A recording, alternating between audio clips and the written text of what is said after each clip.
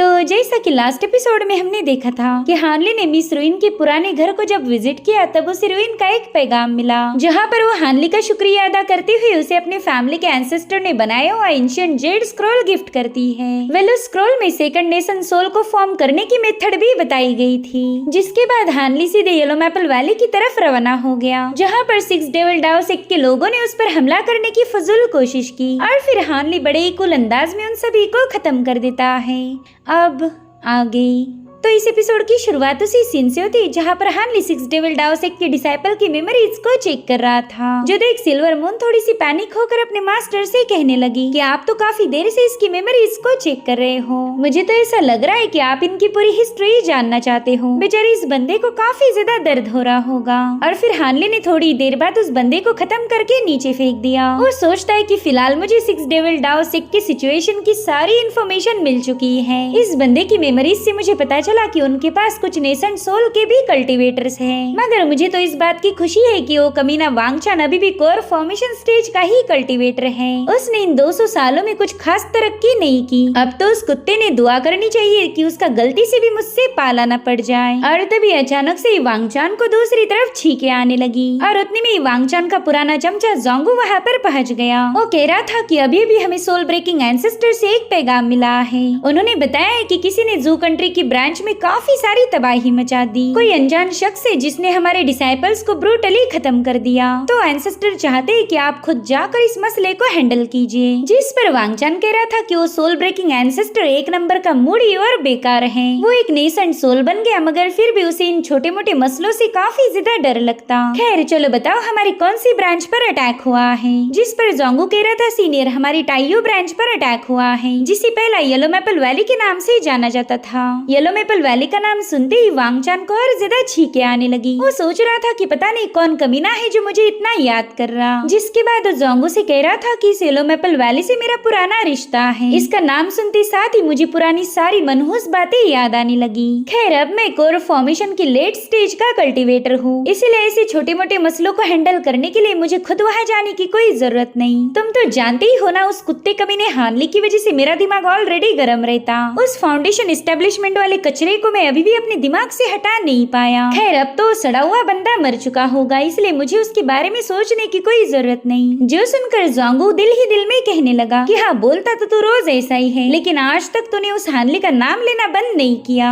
जब देखो तब तो उस हानली के नाम से दांत पीसता रहता। वेल अगर ऐसा ही चलता रहा तो तू नेसेंट सोल बन नहीं पाएगा, क्योंकि नेसेंट सोल बनने के लिए हमें अपने इनर डीमन को हराना पड़ता, और तेरा इनर डीमन तो हानली है। जिसके बाद जोंगू अचानक से उसकी तरफ देखकर स्माइल करने लगा। जो देख वांगचान कह रहा था कि ऐसी बेकार सी घटिया स्माइल दिखाकर मेरा मूड खराब मत कर। खैर जिसने भी हमारे कल्टीवेटर्स को मारा उसे सीवियरली पनिश किया जाना चाहिए। इसलिए वांगचान ने एल्डर टोंग और एल्डर गुई को वहाँ पर समन कर लिया। उन्हें बता रहा था कि कोई हमारी टेरिटरी में घुसकर हमारे लोगों को मार रहा है, तो मैं चाहता हूँ कि आप दोनों जाकर उस मसले को हैंडल करो। और हाँ, जब तक तुम उस बंदे को खत्म नहीं करोगे तब तक वापिस आने की हिम्मत भी मत दिखाना। तो दोनों मास्टर्स तुरंत येलो मैपल वैली की तरफ रवाना हो गए। उनके जाने के बाद जोंगू उन दोनों का शुक्रिया अदा कर रहा था, क्योंकि वांगचान को तो ये सारे मैनर्स पता ही नहीं। और तभी वांगचान उससे कहता है जोंगू मेरी जान जरा इधर तो आओ। देखो मैं काफी दिनों से नोटिस कर रहा हूँ कि तुम्हें कोई काम धंधा नहीं, तो ऐसे खाली बैठने से अच्छा है कि तुम भी उन दोनों के साथ चले जाओ। क्यों सही है ना। जो सुनकर जोंगू दिल ही दिल में कहने लगा कि साले कमीने कहे के ये काम तुझे दिया था ना, लेकिन अब तो ये सारा बोझ मुझ पर डाल रहा, ताकि जैसे ये मिशन पूरा हो जाए तो उसका सारा क्रेडिट खुद लेगा। जिसके बाद वो बड़े ही प्यार से वांगचान को बताने लगा कि यंग मास्टर शायद आपको कोई बहुत बड़ी गलतफहमी हो गई। आपको पता ही नहीं मैं कितना ज्यादा काम करता हूँ। वैसे मुझे पता चला है कि दूसरे डिमोनिक सेक्ट काफी सारी अजीब सी हरकतें कर रहे हैं। सबसे ज्यादा स्पिरिट टेमिंग सेक्ट, वो लोग छोटी छोटी फ्लाइंग कैरेज लेकर कहीं पर आ जा रहे हैं। मुझे तो ऐसा शक हो रहा कि वो लोग हमसे कुछ छुपाने की कोशिश कर रहे हैं, मगर आप बिल्कुल टेंशन मत लीजिए, आपका वफादार जोंगू इस मुद्दे की तह तक जाएगा। अब सीन शिफ्ट होकर हम जोंगलिन और उसकी सीनियर हानियों को देख पाते हैं, जो कि अभी भी वुड स्पिरिट इन्फेंट की तलाश में है। हानियो बता रही थी कि वो बंदा वुड स्पिरिट इन्फेंट को युआनवो किंगडम से बाहर ले जा चुका है, जिस पर जोंगलिन कह रही थी हाँ बिल्कुल वो बंदा शायद जू कंट्री गया होगा, तो हमने भी फटाफट से जू कंट्री की तरफ रवाना हो जाना चाहिए। अब ये सीन यही पर कट होकर हमें जू कंट्री के फॉरेस्ट दिखाए गए, जहाँ पर एक कैरेज काफी तेजी से आगे बढ़ रही थी। साथ ही साथ इस कैरेज को प्रोटेक्ट करने के लिए कुछ कल्टिवेटर्स भी तैनात थे और तभी उन पर एक बंदे ने एरो से अटैक कर दिया। कैरेज में बैठे हुए मास्टर को भी इस अटैक के बारे में खबर मिल चुकी थी।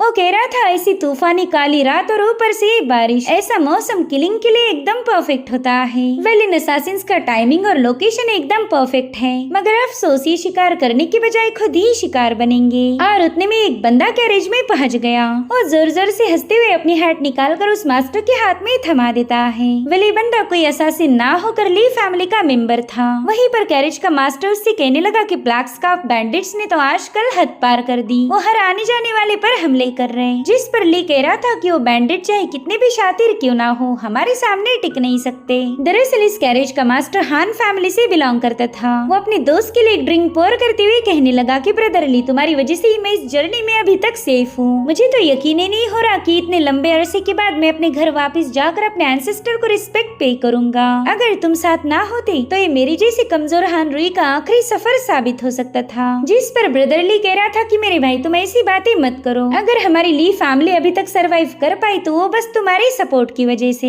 हम दोनों फैमिलीज कई सालों से एक दूसरे को सपोर्ट करती आ रही और हमेशा करते रहेंगे, यही तो हमारा फर्ज है। यहाँ पर ली उन बैंडिट्स के अटैक की वजह से थोड़ा सा घायल था, मगर वो हानरुई को इसके बारे में कुछ नहीं बताता।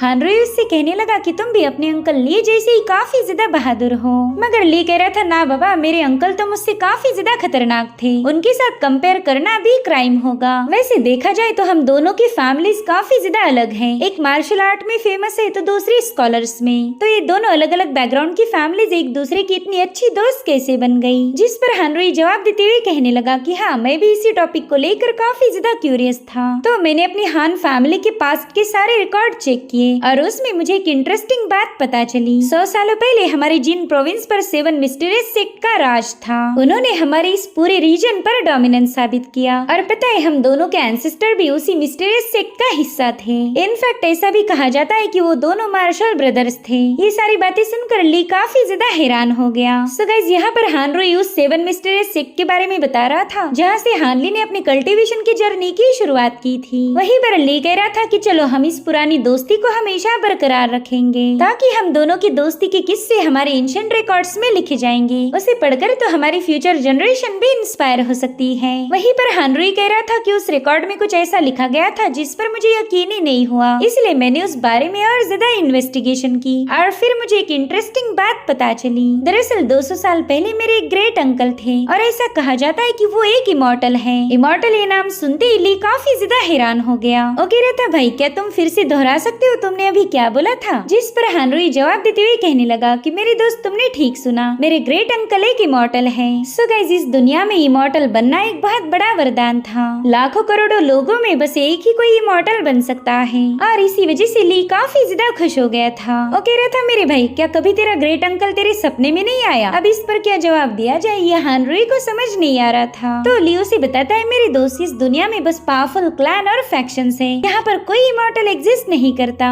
जरूर से उस रिकॉर्ड में कुछ गलत लिखा होगा। अब सीन शिफ्ट होकर हम हान ली को देख पाते जो कि एक होटल में ब्रेकफास्ट कर रहा था। वो वहाँ के वेटर से पूछने लगा कि क्या यही ग्रीनऑक्स विलेज है? जिस पर वो बंदा जवाब देता है कि ग्रीनऑक्स विलेज तो इसका पुराना नाम है, फिलहाल इसे हान फैमिली टाउन के नाम से जाना जाता। लगभग 100 साल पहले ही ये नाम बदला गया था, शायद आप यहाँ पर नए हो इसलिए आपको पता नहीं चला। वैसे सच बताओ तो आप एकदम सही मौके पर यहाँ आए हो। जल्दी हान फैमिली के मिनिस्टर अपने एंसेस्टर को रिस्पेक्ट पेश करने के लिए यहाँ पर आने वाले हैं, तो कई सारे लोग उनसे मुलाकात करने आ जाएंगे क्योंकि सिर्फ 100 सालों में ही हानरुई ने काफी ज्यादा नाम कमाया। यहाँ पर हानली ये सारी बातें सुनकर थोड़ा सा हैरान था। वो सोचता है कि मेरी फैमिली में इतना इतना सब हो गया और मुझे खबर भी नहीं। यहाँ पर तो काफी कुछ बदल चुका है। जिसके बाद हानली हान टाउन को एक्सप्लोर करने के लिए रवाना हो गया। उसने नोटिस किया कि यहाँ पर रहने वाले लोग काफी पीसफुली अपनी जिंदगी गुजार रहे हैं। इन्हें किसी के हमले का कोई डर नहीं था और ये सब देखकर हानली को भी खुशी हो रही थी। अब रात के समय वो एक माउंटेन पर क्लाइंब करके अपने टाउन को ऑब्जर्व करने लगा। हान फैमिली टाउन ऊंचाई से काफी ज्यादा प्रॉस्परस और खूबसूरत नजर आ रहा था। हानली सोचता है कि पहले तो यहाँ पर कच्ची सड़कें थी, मगर अब तो इन रस्तों को कोबल स्टोन से अच्छे से डिजाइन किया गया। यहाँ की झोपड़ियाँ हटकर बड़े बड़े मकान बन चुके हैं। भले ये शहर काफी ज्यादा खूबसूरत नजर आ रहा, लेकिन मेरे पुराने टाउन के सामने ये कुछ भी नहीं। जिसके बाद हानली को पुरानी बातें याद आने लगी। वो अपनी फैमिली के साथ काफी ज्यादा खुश था, मगर आज उसे अपने विलेज का एक ट्रेस भी नजर नहीं आ रहा था। अब वो वहाँ से मायूस होकर जाने वाला था कि तभी हानली की नजर पड़ी हान रेसिडेंस पर। दरअसल ये हान फैमिली का एंसेस्ट्रल हॉल था,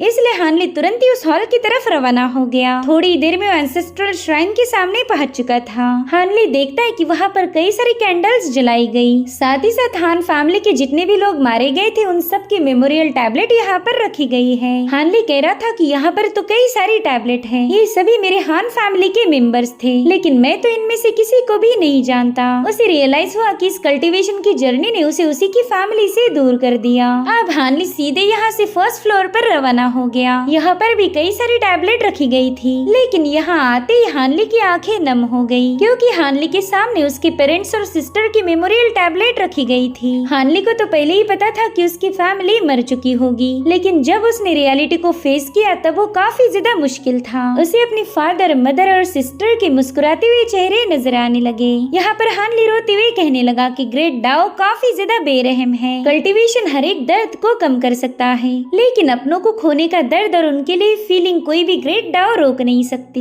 मुझे तो लगा था कि कल्टीवेशन की पाथ पर चलते हुए मैंने अपने इमोशंस को खो दिया, लेकिन मैं पूरी तरह से गलत था। मेरे सारे इमोशंस और डिजायर बस दब गई थी। नेसेंट सोल बनने के बावजूद भी मैं अपने जज्बातों का गला नहीं घोट सका। जिसके बाद हानली अपने पेरेंट्स और सिस्टर के सामने ग्रीट करते हुए कहने लगा कि आपका हानली घर वापिस आ चुका है। हानली को घर वापिस आने में 200 साल लग चुके थे और उसे इसी बात का मलाल रहेगा। उतने में ही उसे एंसेस्ट्रल हॉल के सामने हान रुई और ली को देख पाते हैं। लियो से कह रहा था मेरे भाई इस बार तो तुम्हें वो मैनुअल दिखाना ही होगा। जिस पर हान रुई कह रहा था बिल्कुल, बस हमारी एंसेस्टर की सेरेमनी होने दो और फिर मैं वो मैनुअल तुम्हें दिखा दूंगा। पता नहीं तुम बेवजह इतने बेसब्र क्यों हो रहे। जिस पर ली कहता है मेरे भाई पिछली बार तुमने मुझे बताया था कि तुम्हारे एंसेस्टर ने उस मैनुअल पे अपनी एक फेमस फुटवर्क टेक्निक लिखी हुई है, तो बस मैं उसी टेक्निक को जल्दी से देखना चाहता हूँ। मुझसे जरा भी सब्र नहीं हो रहा। उसके ऐसी इम्पेशेंट हरकतें देखकर हान रुई को काफी ज्यादा हंसी आ रही थी। लियो से कह रहा था पता नहीं तुमने इतने इम्पोर्टेंट मैनुअल को इस एंसेस्ट्रल हॉल में क्यों रखा।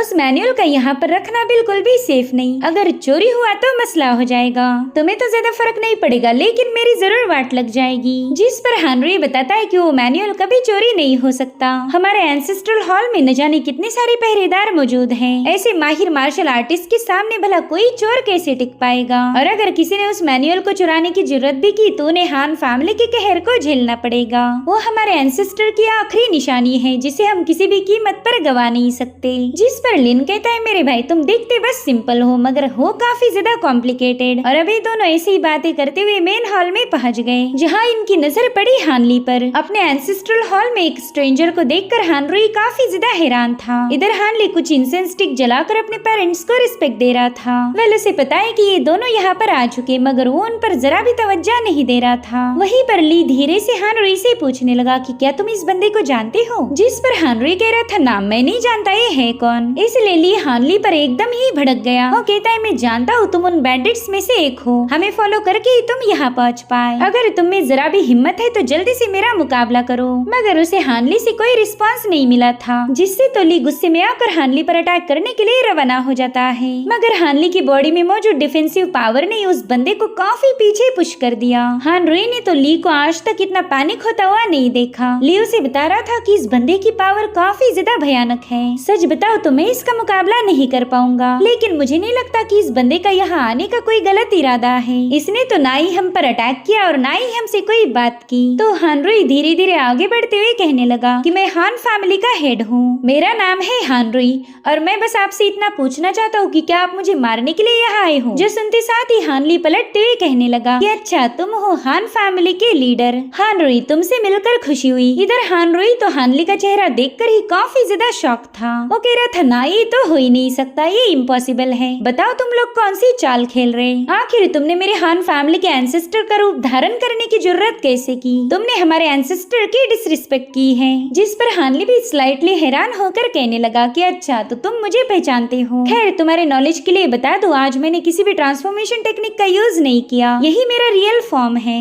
मुझे बताओ, क्या किसी बंदे का अपने रियल फॉर्म में रहना अलाउड नहीं है? जिस पर हानरुई कह रहा था कि मैं इतना तो जानता हूँ कि इस दुनिया में कई सारे ऐसे लोग होंगे जिनकी शक्लें आपस में मिलती जुलती हैं, लेकिन तुमने तो मेरे एंसेस्टर के फॉर्म को पूरी तरह से कॉपी कर लिया। इतना ही नहीं, तुम तो हमारे एंसेस्टर हॉल में भी घुस गए। तो सर, क्या आप मुझे बता सकते हो यहाँ पर आपका आना कैसे हुआ? अगर आपको कोई मसला है तो हम बैठकर बात कर सकते। जिस पर हानली कह रहा था कि तुमने इस सिचुएशन को काफी अच्छे से हैंडल किया। हान फैमिली के लीडर से मुझे इससे ज्यादा उम्मीद हो ही नहीं सकती।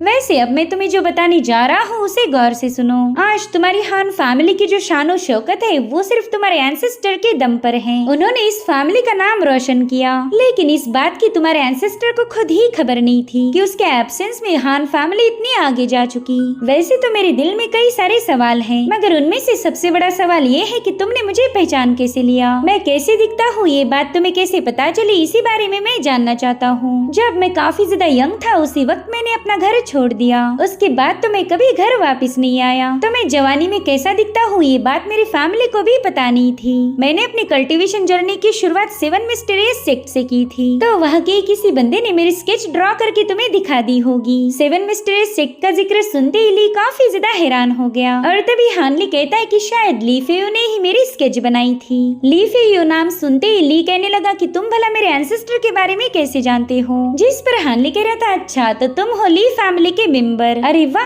आज तो मुझे यहाँ पर काफी सारे सरप्राइजेस मिल रहे हैं। तभी हानरियो कहने लगा कि अब आप हमारे एंसेस्टर का फॉर्म लेके यहाँ आ गए, तो जरूर से आपने उनके बारे में काफी कुछ इन्फॉर्मेशन गैदर की होगी ताकि आप हमें यकीन दिला पाओ कि आप ही हमारे एंसेस्टर हो। आपको अच्छे से पता है कि मेरे ग्रेट अंकल ने बचपन में ही अपना घर छोड़ दिया था और फिर वो काफी मिस्टीरियस तरीके से इस टियानियन कॉन्टिनेंट से गायब हो गए। मगर इस बात को तो 200 साल हो चुके हैं। सो अगर आप वाकई में मेरे एंसेस्टर हो तो फिर आपकी एज मुझसे कम कैसे लग रही? आपने तो अभी तक बुढ़ा हो जाना चाहिए था। अब यहाँ पर हानली को समझ नहीं आ रहा था कि वो इन दोनों बच्चों को यकीन कैसे दिलाए कि वही इनका एंसेस्टर है। इसलिए हानली अपनी पावर्स का यूज करते हुए वहाँ के एक लॉकर को ओपन कर देता है जिसमें हान फैमिली के एंसेस्टर ने लिखा हुआ मैनुअल था। अब वो मैनुअल हानली के हाथ में आ चुका है। दरअसल यही वो मैनुअल था जिसका जिक्र हानरुई ने ली से किया था। इधर ली तो हैरान होकर कह रहा था कि इस बंदे ने बस अपनी मैजिकल पावर का यूज करते ही उस लॉकर को ओपन कर दिया। आखिर इसे कैसे पता चला कि वो मैनुअल यहाँ रखा गया है? अरे बाप रे, ये तो एक इमॉर्टल है।